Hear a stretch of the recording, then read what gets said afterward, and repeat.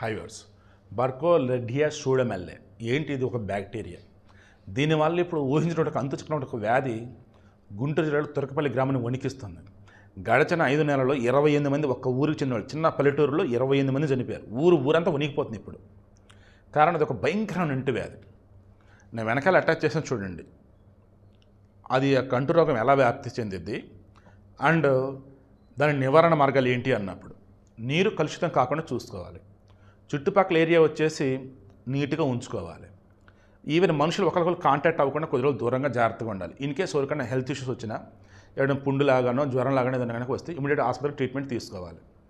Doctor చెప్పిన సలహాలు సూచనలు పాటించాలి. ఆ వెనకాల చెప్పిన అదే ఒక అంతు చిక్కని వ్యాధి ఈరోజు గుంటూరు జిల్లా తురకపల్లిని భయపెడుతుందంటే అది ఏంటని క్రాస్ చెక్ చేస్తుంటే దానికి నివారణ ఉందంటే ఉంది.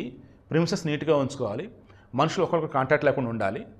అంటే తాగటము ఇంకా సంథింగ్ దట్ ఎలా మిగతా చేయకుండా ఉండటం అన్నట్టు. అది గాలిలో, నేల మీద, నీటిలో అన్ని రకాలుగా వచ్చింది. అది ఎంత చెప్పిన బడ్డియో, కార్డియో, సూడోమెల్లే సమ్మేదో అది.